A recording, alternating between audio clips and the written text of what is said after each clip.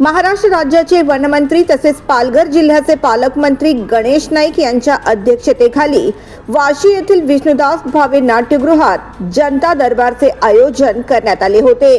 जनता दरबारमध्ये 450हून अधिक समस्यांसह नवी मुंबईतील सर्वसामान्य नागरिकांनी आपली निवेदने सादर करून विविध प्रश्न मांडले आणि त्यांची सोडवणूक करून घेतली।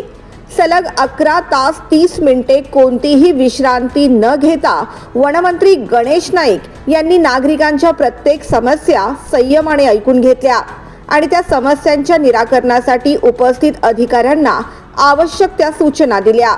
या जनता दरबारमध्ये मुख्यत्वे करून घनसोली येथे सिडकोकडून गरजेपोटीच्या बांधकामांवर पाठवण्यात आलेल्या नोटिसा, सिडको निर्मित जीर्ण इमारतींचा प्रश्न, दिघा परिसरातील प्रकल्पाच्या नावाखाली सुमारे 500 झोपड्यांवर तोडक कारवाईसाठी देण्यात आलेल्या नोटिसा, रेल्वे स्थानकावरील गैरसोयी, रेल्वे स्थानक परिसरातील अस्वच्छता, दिव्यांगांच्या रोजगाराचा प्रश्न तसेच सिडको, नवी मुंबई महानगरपालिका, नवी मुंबई पोलीस प्रशासन यांसारख्या विविध विभागांशी संबंधित असंख्य तक्रारी नागरिकांनी मांडल्या।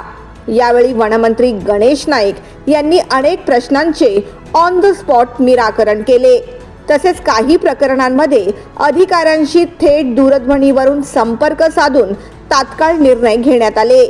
या जनता दरबारात माजी खासदार डॉक्टर संजीव नाईक, नवी मुंबईच्या महापौर सुजाता सूरज पाटील, उपमहापौर दशरथ भगत, नवी मुंबई महानगरपालिका आयुक्त डॉक्टर कैलाश शिंदे तसेच पोलीस विभाग, महावितरण, MMRDA, MSRDC, महाराष्ट्र प्रदूषण नियंत्रण मंडळ आदी विविध विभागांचे अधिकारी उपस्थित होते।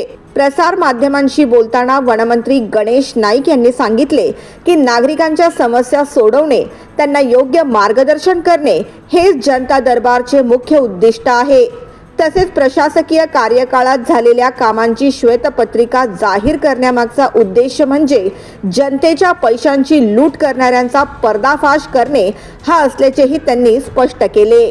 प्रशासक कालखंड में महापालिका के फंड का गैर उपयोग हुआ, उसकी चौकसी करने में विरोधकों को किधर कुछ राइट में लेने का सवाल होता है। विरोधक भी जनता के चाहने वाले, मैं तो बोलता हूँ विरोधक भी साथ में आ जाए।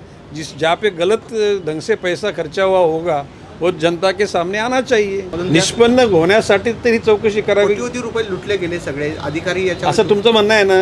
हां, म्हणजे कोट्यवधी रुपये लुटले गेले, ते का लुटले गेले, कसे लुटले गेले, कोणी लुटले गेले, कोणाच्या आदेशानुसार याची पूर्वपणे चौकशी होऊन चौकशीचा अहवाल आल्यानंतर त्या घटकांवर फौजदारी गुन्हे दाखल करण्यासाठी मी सांगेन।